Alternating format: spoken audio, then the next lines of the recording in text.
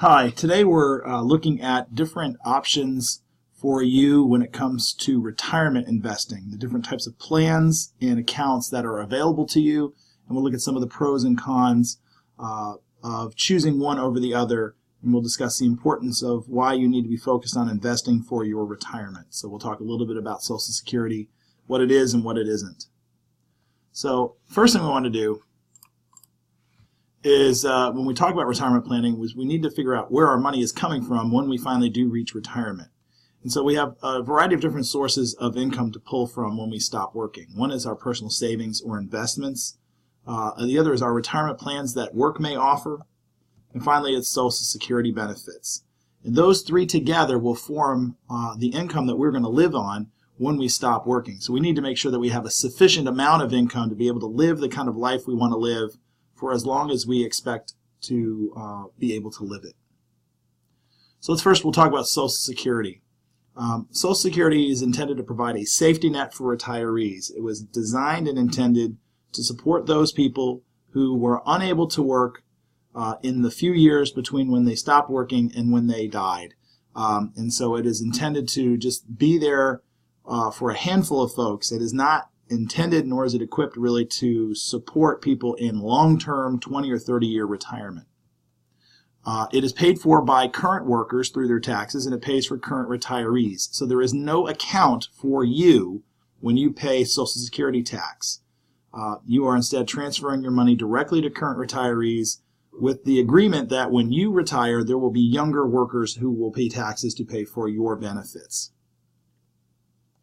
And your benefits will be based on how much you earn and how old you are when you begin to take and receive those benefits. Generally speaking, the higher an income you earn, the greater your benefits will be in retirement, and the lower you earn, the less your benefits. And when you take benefits at 67 or later, you get more money in your monthly check from Social Security than if you were to take retirement early.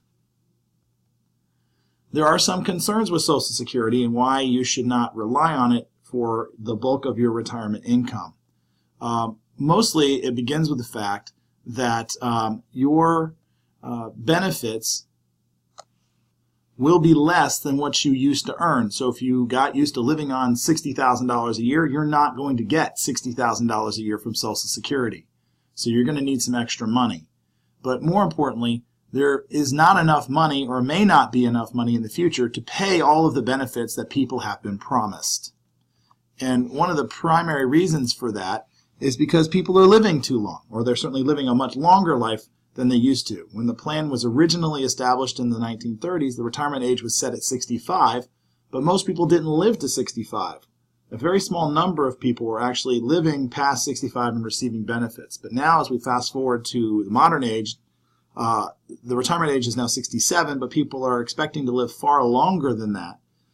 And in fact, that 73.8-year life expectancy is really for men at birth. If you get to 67, the odds that you live well beyond 74 years of age is very high.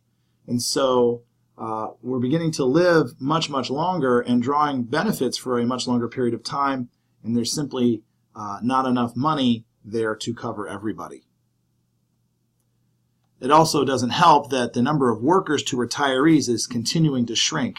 In 1945, it was nearly 42 workers having to pay to support one retiree, but by 2020, experts expect that number to get down to as low as 2.5 workers for every retiree, which just puts an even greater burden on individuals and on the Social Security Administration to find the money to pay for all of the people that are going to need benefits.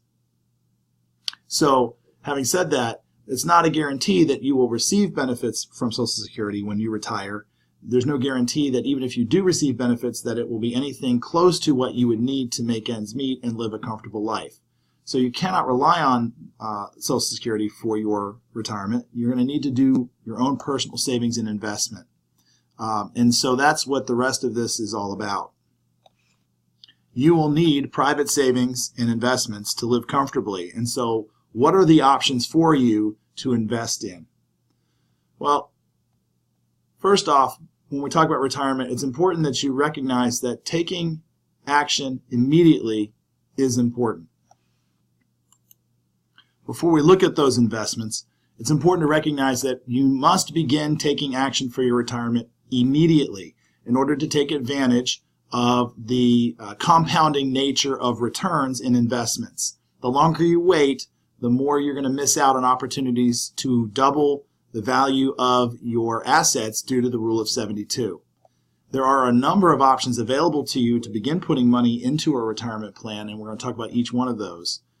The right choice for you sort of depends on your own personal circumstances, and that plan begins with an individual retirement account, or IRA.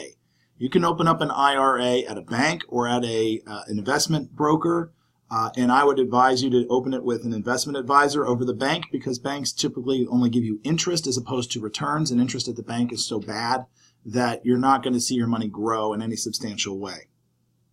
The IRA is a personal retirement plan for you, and you're allowed to contribute at this point up to $5,500 a year into it. And when you put $5,500 in your IRA at an investment house, you can purchase stocks, bonds, and mutual funds and watch them grow over time and create those compounding returns that will build up a portfolio for you to be able to draw from when you retire.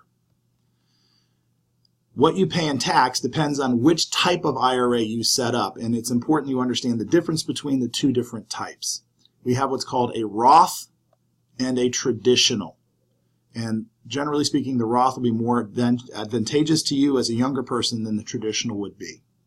So we'll look at a Roth. The Roth IRA is one that uses post-tax dollars, meaning you earn income, you pay tax on your income, and then you invest that money into your retirement account.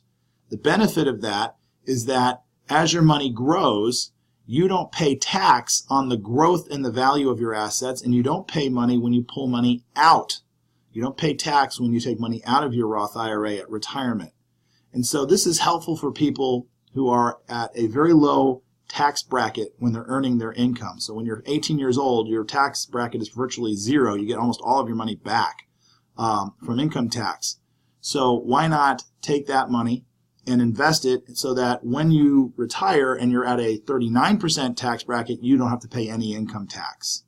And so that's sort of the advantage of the Roth, is it's going to save you thousands and thousands of dollars in taxes over time. The traditional IRA is one in which you take what's called tax-deferred dollars. You take your money before paying tax and you place it in the account, and it grows and grows and grows, and then you finally pay income tax when you take the money out of your account in retirement. And so there's a significant tax difference between traditional and Roth, which is why Roth is such an attractive option for young people in particular. You could buy what's called an annuity, typically through an insurance company. Annuities generally offer you a guaranteed rate of return, somewhere between 3 and 5%, which is attractive from the sense that you're going to not take on very much risk. But the negative to that is you're only going to get 3 to 5% return. If the investments that the insurance company made to pay the annuity earn 10%, you don't get 10%. You only get what they promise you. And so there is a certain degree of risk prevention, but you lose out on the possibility of gain. Another type of investment option for you is one that's offered by employers.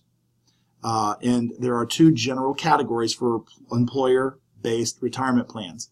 One is what we call a defined benefit package, which is a pension that is a guaranteed amount of money every month for the rest of your life. Most companies do not offer pensions anymore. Instead, they offer what are called defined contribution plans, where you and your employer typically will put money into an investment account, into a retirement plan that is yours to keep and will grow over time and be the source of your retirement income. For people who work at private companies, they have what's called a 401k plan. That 401k just means in the tax code, the government has laid out what these plans are look like and authorize companies to create them for their employees in Section 401, subsection K of the tax code. And so what these are plans offered by private employers, and they act like a traditional IRA. You put money in as tax deferred, so you're taking money out of your income without paying income tax on it, investing it in stocks, bonds, and mutual funds, and then paying income tax when you withdraw the money at retirement. There are limits to how much you can put into these accounts, just like with your traditional Roth IRA, but they tend to be higher than that $5,500.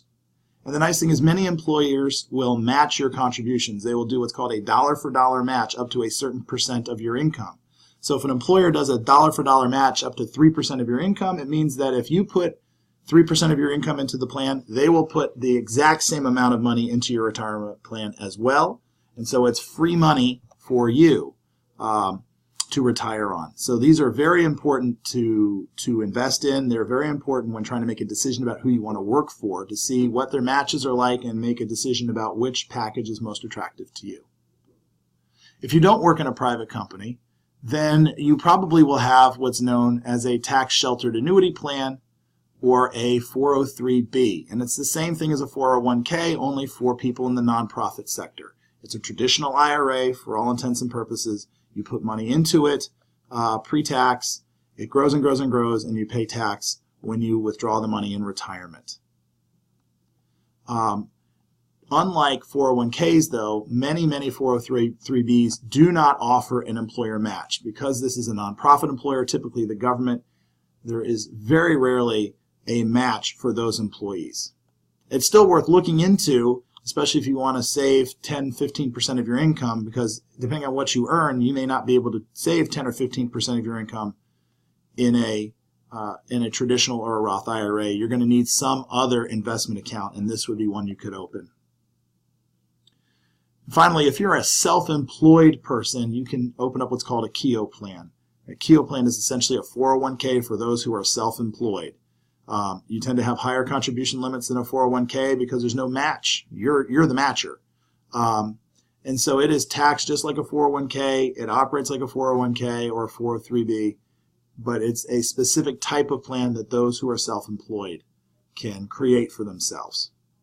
So you're going to want to get into one or more of these plans during your working life. If you have earned income now, you can actually open up an IRA and take advantage of 50 or 60 years of compounded growth.